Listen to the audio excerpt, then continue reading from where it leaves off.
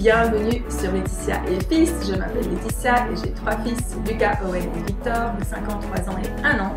Et je t'invite ici, sur cette plateforme, à t'installer confortablement et peut-être à te faire couler un petit café.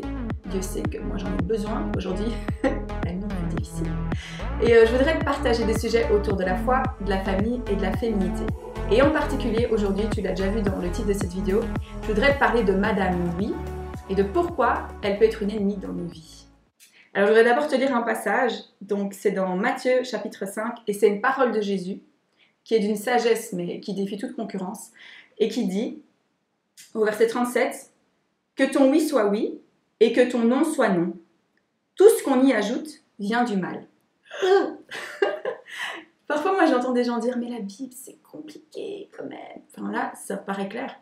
Que ton oui soit oui, que ton non soit non. Il y a une autre traduction, ici Summer, qui dit « Dis tout simplement oui si c'est oui et non si c'est non. » En d'autres termes, que ton oui soit un oui authentique. Tu t'es déjà retrouvé dans des situations où on te demande un truc et tu n'as pas envie de dire oui, mais tu te sens obligé de dire oui, donc tu dis oui.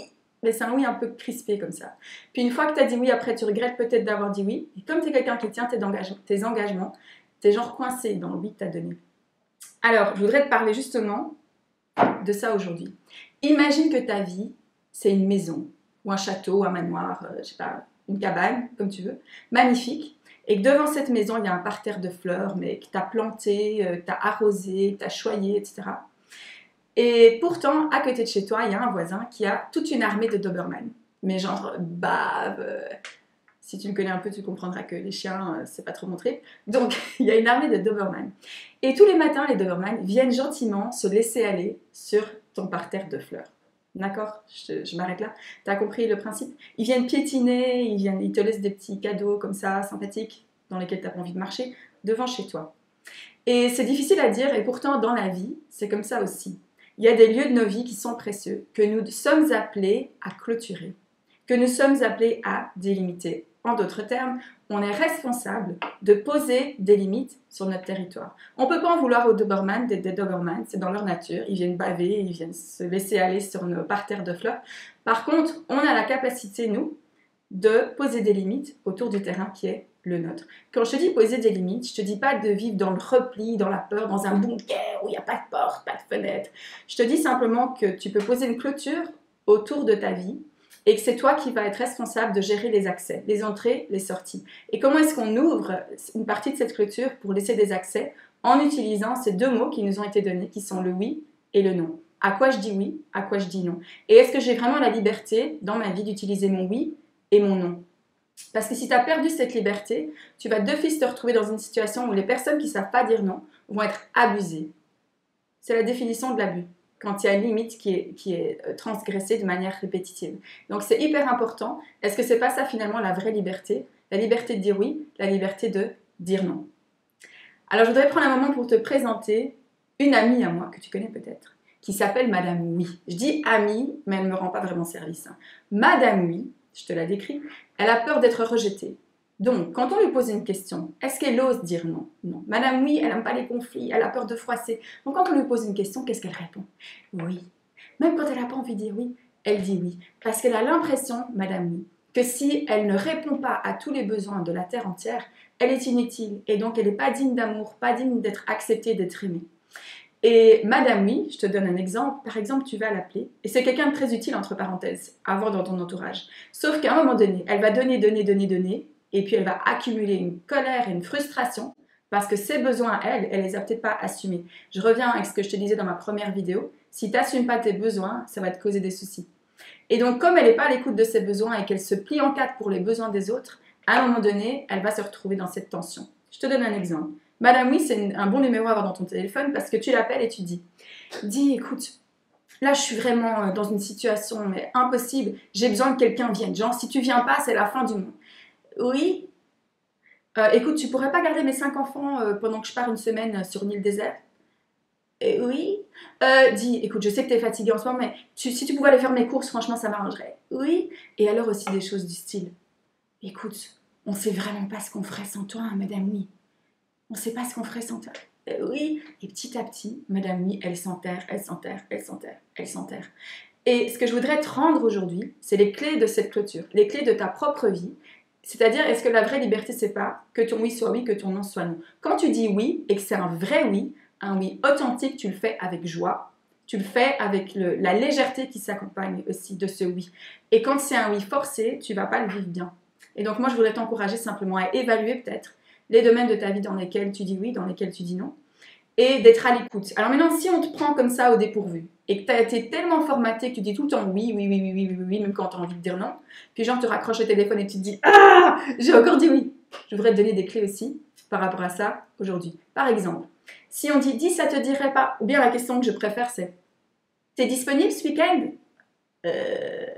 Oui, mais tu sais pas encore à quoi tu t'engages. Ça dépend pourquoi, faut dire la vérité. Alors si quelqu'un te demande « Tiens, ça te dirait de ?»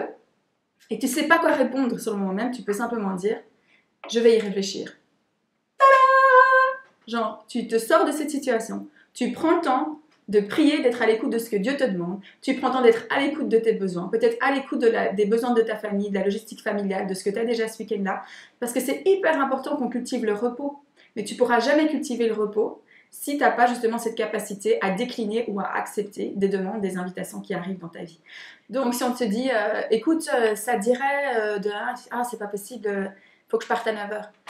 Pas de problème, je viens te le déposer à 8h.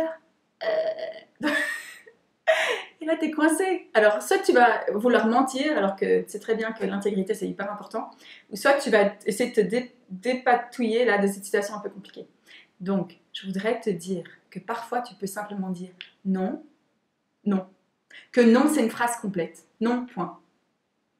Non. Répète après moi. Non. Non. Et si tu n'arrives pas à juste dire non, point, tu peux dire non, merci. Ou bien non, ça ne m'arrange pas. Ou non, ça ne m'arrange pas cette fois-ci. Répète après moi. Mais tu sens la liberté, là, la légèreté qui vient quand d'un coup, tu es maître de répondre aux invitations ou de les décliner. Non, merci. Ou non, ça ne m'arrange pas. Ah, liberté. Tu peux enfin utiliser ton oui et ton non à bon escient. Alors aujourd'hui, je voudrais te partager 3 domaines de ta vie dans lesquels je t'invite à évaluer ton oui et ton non. 3 domaines de ta vie que je t'encourage à garder précieusement. Premièrement, ton cœur. Garde ton cœur plus que toute autre chose, car de lui viennent les sources de la vie. C'est un verset qui se trouve dans Proverbes chapitre 4, verset 23. Alors pourquoi on nous demande de garder notre cœur? Ça nous parle des accès d'intimité. Notre cœur, c'est le lieu d'intimité, le lieu de rencontre avec Dieu, qui entre parenthèses est hyper précieux, a du prix aux yeux de Dieu. Notre cœur. Là où est ton trésor, là aussi sera ton cœur. Et je voudrais te parler d'un principe, c'est pas moi qui l'ai inventé, mais hyper utile, des cercles d'intimité dans ta vie. Si tu regardes la vie de Jésus, par exemple, tu verras qu'il y a des moments où Jésus, il s'est éloigné de la foule, même de ses amis proches, et il était en cœur à cœur avec son Père. Dans les moments les plus difficiles de sa vie, il allait, il se repliait sur la montagne ou dans un jardin avant sa crucifixion, etc. Il était cœur à cœur avec le Père. Et ça, c'est le cercle d'intimité le plus intime, le plus proche de notre cœur, qui est hyper important de garder. Ensuite, le cercle suivant, dans lequel le premier existe, c'est la relation avec ton mari. Si tu es marié, si tu n'es pas marié, et que tu le désires, t'inquiète pas, ça viendra. Le cercle suivant, c'est l'intimité avec tes enfants. Et tous les cercles périphéraux après celui-ci, ce sont les cercles des relations dans ta vie, c'est-à-dire les relations avec ta famille d'origine, avec tes parents, avec tes frères, avec tes soeurs, avec tes cousins, avec tes amis, t'as compris. Et en fonction de la qualité de l'intimité avec ces différentes personnes, elles sont soit dans des cercles rapprochés, soit dans des cercles éloignés. Par exemple, dans la vie de Jésus, le premier cercle au cœur de sa vie, c'était l'intimité avec son Père. Le cercle suivant, il avait 3 amis proches avec lesquels il passait le plus clair de son temps. D'ailleurs, si tu lis, il y a une histoire dans les évangiles qui s'appelle la transfiguration. C'est le moment où Jésus est monté sur une montagne et il a montré, en quelque sorte, on peut dire, sa gloire, son vrai visage. Et qui est-ce qu'il a pris avec lui? Ses 3 amis les plus intimes. Est-ce que ça, c'est pas une leçon aussi pour nous? Que dans les moments où on veut montrer complètement notre transparence, notre vulnérabilité, on s'entoure de personnes bienveillantes qui sont dans ce cercle d'intimité. Et ensuite, Jésus, il en avait 12, donc les disciples, que tu connais peut-être si la Bible, ça te dit quelque chose, avec qui il cheminait, avec qui il mangeait, avec qui il passait du temps, etc. Mais quand il était sur le point d'être arrêté pour être crucifié, c'est pas eux qui l'ont accompagné.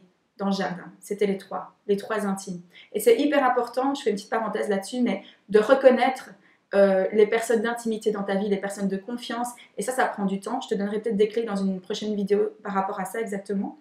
Mais en tout cas, les cercles d'intimité, ça va te permettre de protéger ton cœur. Et peut-être qu'il y a des personnes qui ne sont pas à leur place dans ta vie et pour lesquelles il est important de réévaluer les accès, les limites, les oui et les non. Donc, premier domaine à garder dans ta vie, ton cœur, hyper important. Deuxième domaine de ta vie que je t'invite à garder, c'est ton corps. Et on n'en parle pas souvent du corps, pourtant c'est hyper important. Le corps, c'est le temple, c'est le sanctuaire de la présence de Dieu. Dieu, il aurait pu choisir de s'installer dans n'importe quel autre endroit sur la terre, mais il a choisi de faire résider sa présence dans nos corps. Et je veux te lire un passage dans 1 Corinthiens chapitre 6, versets 19 et 20. Ou bien encore, ignorez-vous que votre corps est le temple même du Saint-Esprit, qui vous a été donné par Dieu et qui maintenant habite en vous. Vous ne vous appartenez donc plus à vous-même, car, ça c'est la clé, vous avez été rachetés à un grand prix. Honorez donc Dieu dans votre corps. On ne paye pas un grand prix pour quelque chose qui n'a pas de valeur. Ton corps, il a de la valeur pour Dieu. Et ce que tu en fais, ça a aussi de la valeur pour Dieu. Donc je t'invite à te respecter, à respecter ton corps, à évaluer peut-être les accès que tu donnes à ton corps dans ta vie, dans tes relations. Et je voudrais aussi t'encourager avec cette notion de consentement qui est hyper important. Que ton oui, que ton non soit non. Nous, le consentement, on l'enseigne déjà à nos enfants dès qu'ils sont tout petits, en disant que leur corps leur appartient. Pas comme quelque chose duquel il faut avoir honte, qu'il faut cacher, etc. Pas du tout, c'est le contraire en fait. Le corps, c'est glorieux, c'est quelque chose qu'il faut honorer parce qu'il est le temple de la présence de Dieu. Et je t'invite à te respecter et à honorer ce corps que Dieu t'a donné, aussi par les choix que tu fais et la manière dont tu traites ton corps. Le troisième domaine que je t'invite à garder, c'est ton temps. Le temps, c'est la seule ressource qui t'est donnée qui n'est pas renouvelable. C'est-à-dire quand le dernier grain de sable passe dans le sablier, c'est terminé. La portion qui t'a été donnée de vivre ici sur cette terre, elle est limitée. Donc ce que tu en fais, la manière dont tu vas le gérer, dont tu vas l'investir, c'est hyper important. D'ailleurs, dans le psaume 90, Moïse, vous savez que Moïse avait écrit un psaume. Dans le psaume 90, Moïse dit, c'est comme une prière, « Apprends-moi, Dieu, à compter mes jours. » Apprends-moi à compter mes jours. Et moi, j'aime faire cette prière et dire à Dieu, mais apprends-moi à compter mes jours et que mes jours comptent. Peut-être que c'est le moment de regarder un peu ton emploi du temps et de voir les domaines dans lesquels tu dis oui parce que tu ne sais pas dire non. Et finalement, est-ce que la manière dont tu investis tes journées, dont tu investis tes heures, les heures qui te sont données, est-ce que ça porte du fruit dans ta vie? Est-ce que ça fait avancer le royaume de Dieu dans ta vie? Est-ce que ça fait avancer l'appel que Dieu a mis sur ta vie? Est-ce que ça fait prospérer ta famille? Est-ce que ça porte du fruit? Et peut-être qu'il y a une nécessité d'évaluer un petit peu là où tu investis ton temps. Parce que c'est comment est-ce qu'on voit un peu où notre cœur est investi, c'est là où on investit notre temps et là où on investit notre argent.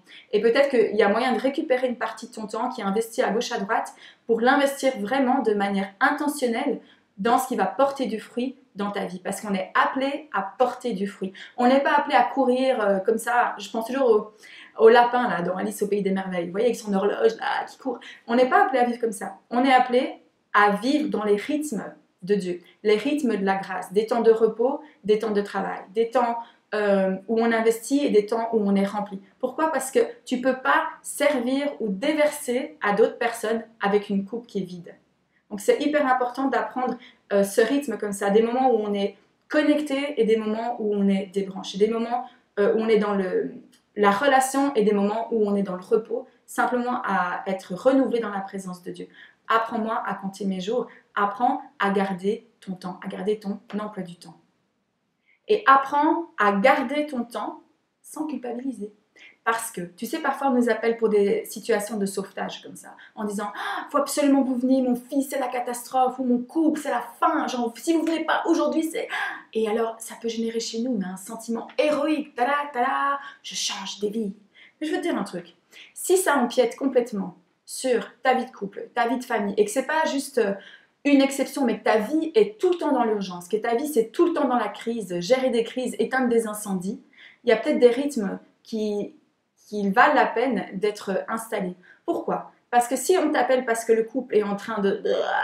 Certainement que si c'est un samedi et que tu es là avec tes enfants, que c'est pas vraiment le moment, Peut-être que c'est envoyer un message à tes enfants aussi, que eux comptent, que eux ont la priorité, que eux ont la place dans ton temps. Et il y a des chances que d'ici lundi, si c'est le premier jour où tu as des disponibilités, d'ici lundi, le couple en question sera certainement encore dans la détresse. Et que c'est pas à toi de porter ce fardeau de l'urgence comme ça. Parce qu'il y a une personne qui est disponible H24, 7 jours sur 7, qui peut être partout, présent à tout moment, c'est Jésus lui-même. Et quand nous, on va dans cette idée de sauvetage, comme ça tout le temps, d'éteindre des incendies à gauche, à droite, parfois on se met même au travers de la route, on empêche même aux personnes de se tourner vers Dieu directement.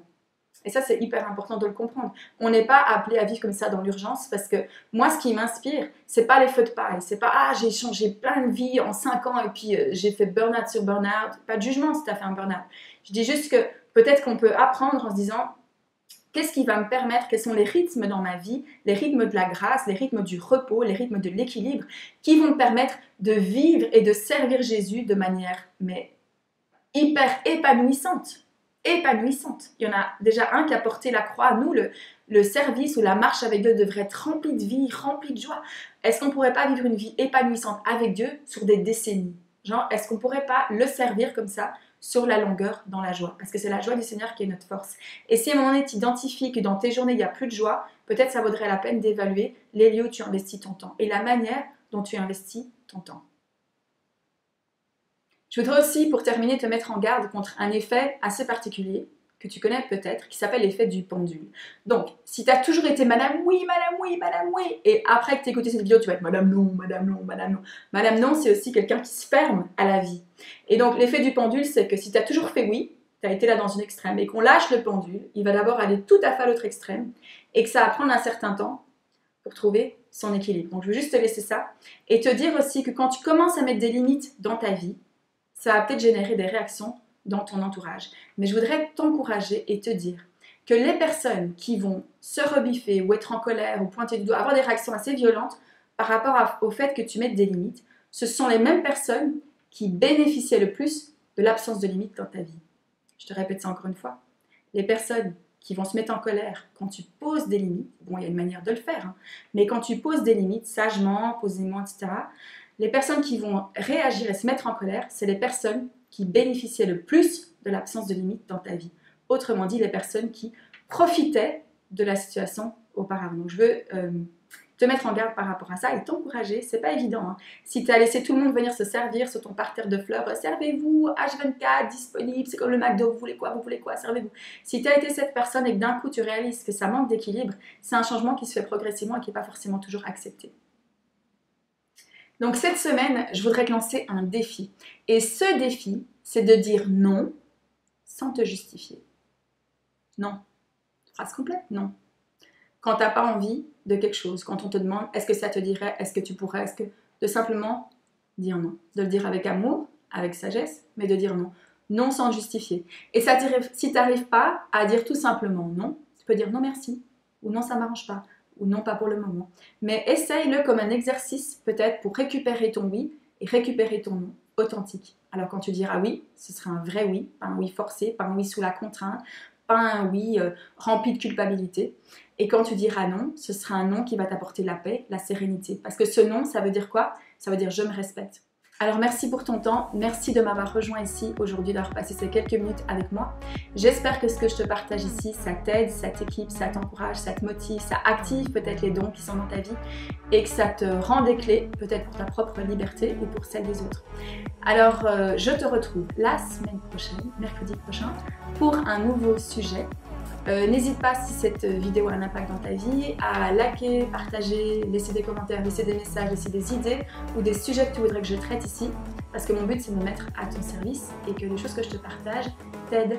Donc si tu as des questions, tu n'hésites pas. Si tu veux suivre les coulisses de Laetitia et Fils, ça se passe sur Instagram, Laetitia et Fils, ou sur Facebook, Laetitia et Fils. Je te souhaite une bonne semaine et on se retrouve mercredi.